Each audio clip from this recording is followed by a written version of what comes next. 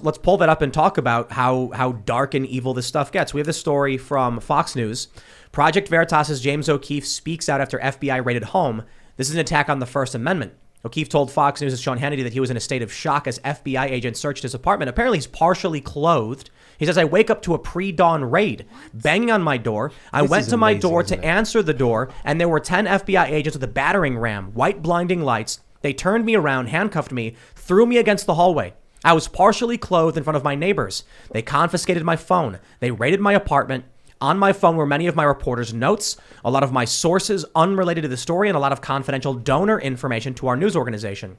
He says, I've heard the process is the punishment. I didn't really understand what that meant until this weekend. And Sean, I wouldn't wish this on any journalist.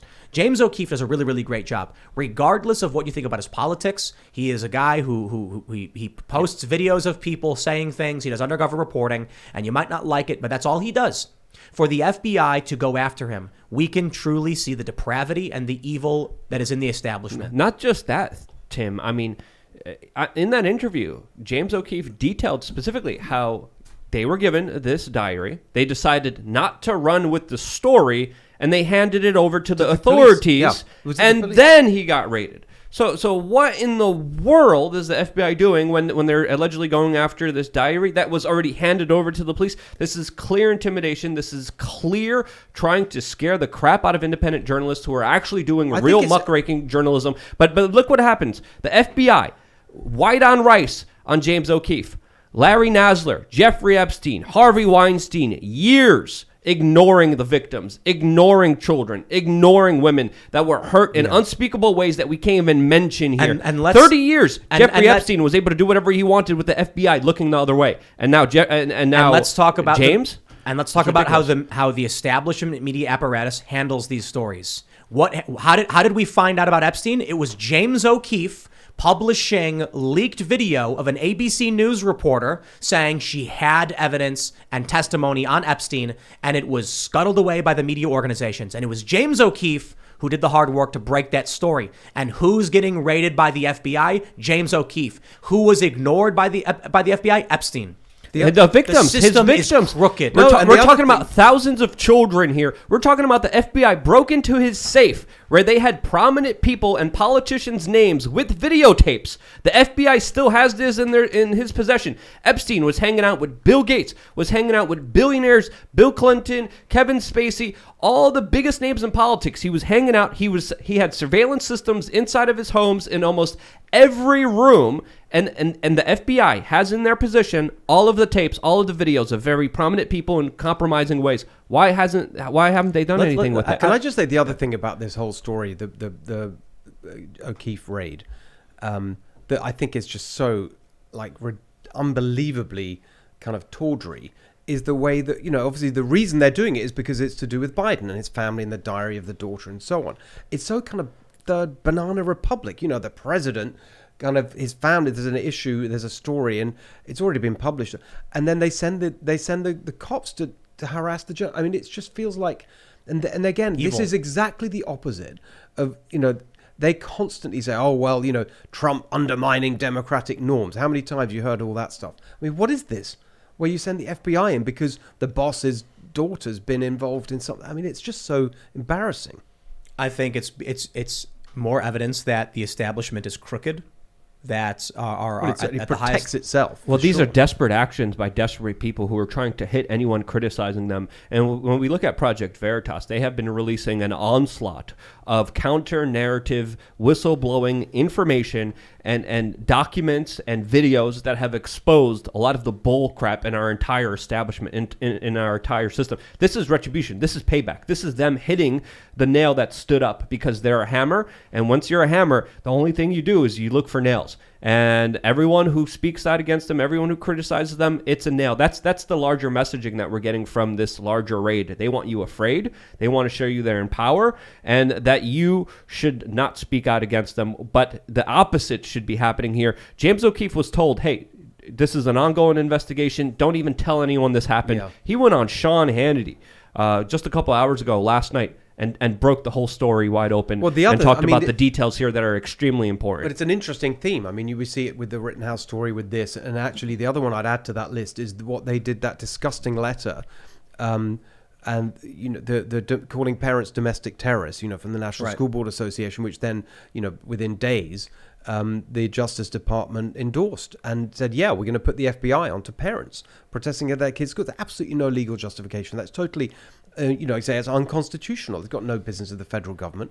It's not a federal law enforcement matter. Why are they doing it? To intimidate the parents, to stop them from actually thinking, they won't know exactly what they're allowed to do or not. Oh, shit, no, we've got the FBI. I better not do that. I better not protest. I don't want to get in trouble with the law.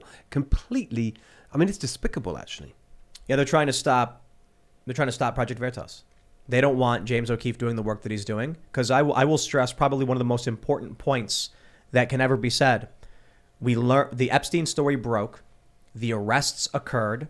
Ghislaine Maxwell is currently, whatever is going on with her, she's in custody because of James O'Keefe. Now, there are a lot of other reporters. I just didn't follow that as close. Again, I'd love to just explain that. Well, so a lot of he's not the only journalist who was doing this work. Mike Cernovich. There was the Miami, I think it was the Miami Herald. I'm not sure, but I'm just stressing the importance of James O'Keefe getting a hold of this footage. His organization of, I think her name was Amy Rohrbach from ABC News, saying that ABC shut down the story on Epstein.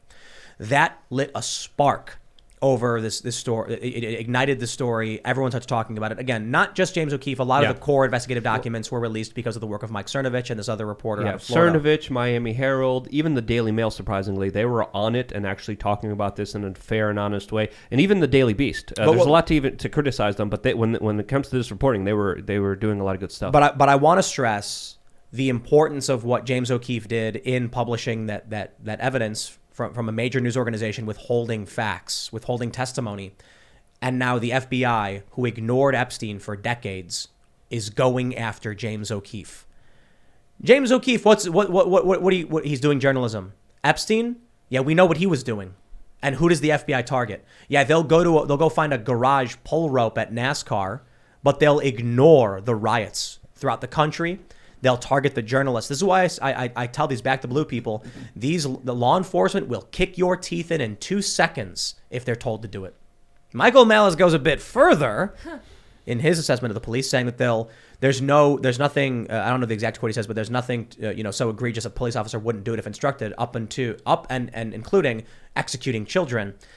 I don't know if I'd go that far. I think most humans would be like, I'm scared of this, but I think a lot of law enforcement would absolutely. We've seen it throughout history. When they're instructed to do it, they say it is easier to just do as I'm told so that I survive, and they will do whatever they're told. That's the story of history. I mean, you look at what happened before. You look at empires. We also have to understand that there's a lot of sociopaths out there. Steve, where would you say the most amount of sociopaths are located per capita? Okay, well, I think I'm pretty close to it. Yes, we're very close to it. It's around the Washington, D.C. area. And I think, we sometimes don't want to see the world in this way or understand the world in this way because we don't envision ourselves going to these kind of levels for power, for money, for an ideology. But there are people who are sociopathic, who are crazy, who are insane, who do have mental disorders that don't allow them to be as the average human being. And they think totally differently. They act totally differently. And we can't even conceive of what they're capable of. But when you look at history, it's lessons after lessons that the biggest thing that you should be afraid of is giving up your rights to the government that will ultimately abuse them for their own personal benefit and the benefit of their inner circle and their friends. Their friends are the billionaire class. The billionaire class, the corporations have been getting away, robbing this country blind within the last few months in an extensive way that is just awe-stunning to see, while the mainstream media talks about dribble, nonsense, and cultural issues, when, of course, the real issues that we should be talking about are the larger ramifications of giving up everything to the government on a silver platter because of a tragedy, because of a bad event, because of something horribly happening in this world that they are exploiting to the biggest extent that they exploit. Are you talking about the pandemic? They're talking about 9/11. Well, hang on a second. I'm talking about events cycle throughout goes. history. No, but they have direct responsibility for that too. I mean, I've really been pursuing this a lot on my show, which is the direct. It's another example, I think, of the total arrogance and hubris of this technocratic elite, the insular ruling elite, where the Fauci role in starting the pandemic. I mean, that's the it's another example of it. We don't have that puzzle piece in terms of is COVID the virus they did gain of function research on. However, I will say this. They were doing gain of function research in the Wuhan lab. The NIH was funding it in violation of orders to not fund it, but they gave money to EcoHealth Alliance, who then gave money to the Wuhan lab, which was used for the production of chimeric viruses with increased infectivity on human cells, particularly human lung cells. So they're doing they're modifying and making chimeric COVID viruses. Then in the same town, a few blocks away from the lab where the research is happening, this illness emerges. So I'll be careful because I will absolutely have no problem saying we don't have the last puzzle piece that connects those two bridges of them doing the gain of function research and then COVID happens. And I want to be careful because I think it's very important not to discredit yourself by jumping the gun. I'll just say that definitive and confirmed. Fauci's NIH funded gain of function research through EcoHealth Alliance. Whether he knew it or not is irrelevant. It happened. I agree. Look, then we get a COVID virus, and the guy from EcoHealth Alliance is on the Lancet paper arguing that it's not from a lab. Yeah. So the point is, I think a reasonable person could assume that COVID leaked from a lab. Of course, and they were doing the research. And there's other. Look, I don't want to. I could literally talk about this for hours. I've spent most of the last year pursuing this story, and we were the first people to do it on TV. I think that just a couple of things I'd say. I really don't want to go necessarily sort of be sidetracked onto this, but a couple of things. First of all, it's the people talk all the time about Fauci funding this research, which implies a sort of passivity. He was there. He was, the money went, but maybe he didn't know. No, Fauci was the leading global world in the entire world, the leading champion of gain of function research. He wrote a piece in the Washington Post 10 years ago, 2011. He wrote a piece explicitly. It says, this is a verbatim quote, "Engineering a dangerous virus in the laboratory is a risk worth taking." That's Fauci. That's his words. He's always been the leading advocate of this ever since this technology was invented.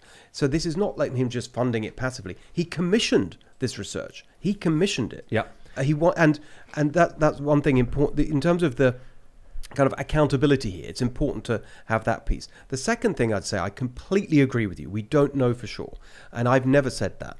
The phrase that I use all the time, because I think this is the right way to put it, is that it is the most likely origin of the pandemic. I think There's no question.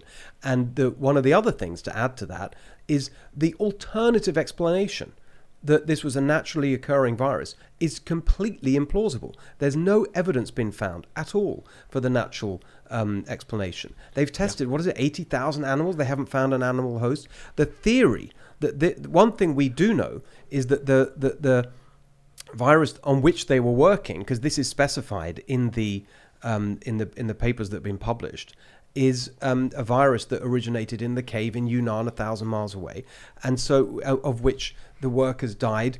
A couple of the workers died from respiratory illnesses. They didn't infect anyone else, right, in their village. They didn't infect anyone else in the healthcare system where they were treated. It wasn't airborne. It was gain of function in the lab that made it airborne.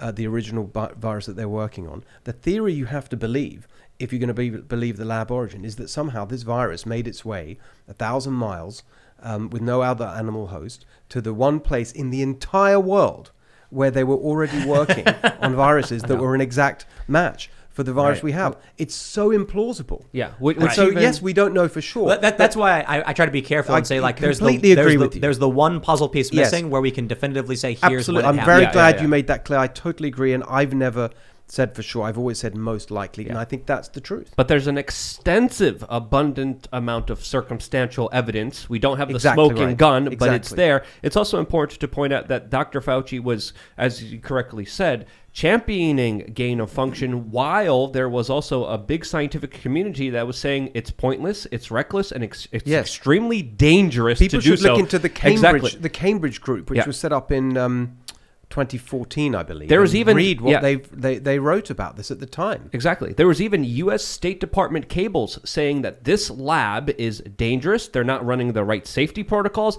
that Yep. there's a Remember, big possibility that there could be a leak coming from this. And then this was U.S. diplomatic cables right there, right in front of our face. And then people Yeah. got banned.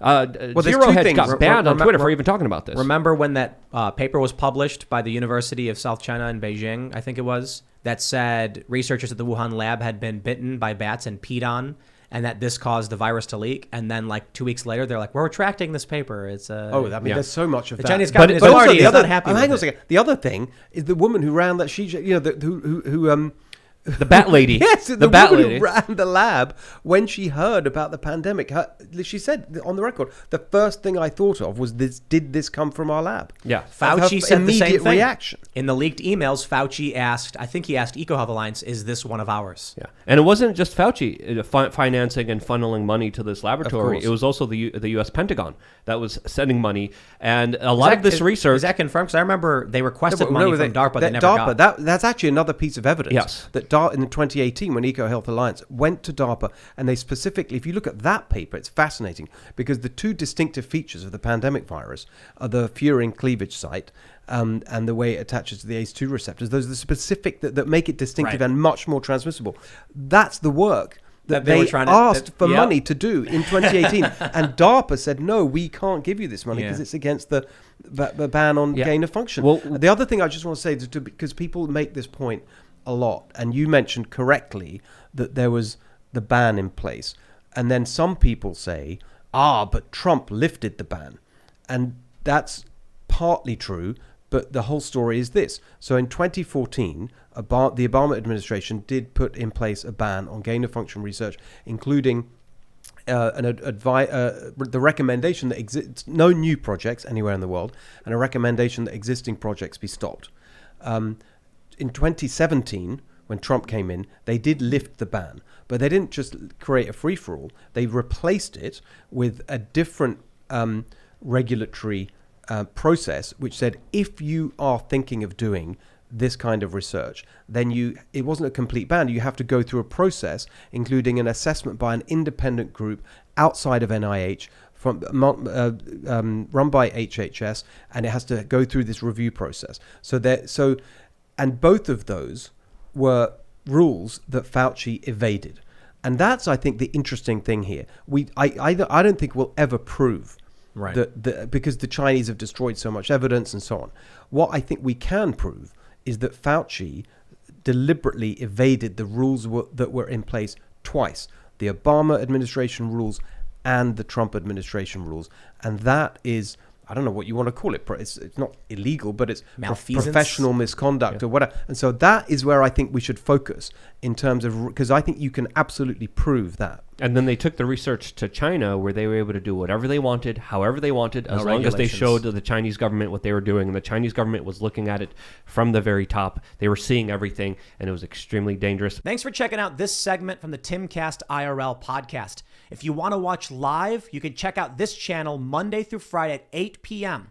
Now, don't forget to smash that like button, subscribe to this channel, and if you want more unfiltered and uncensored content with all of these guests, go to timcast.com and become a member.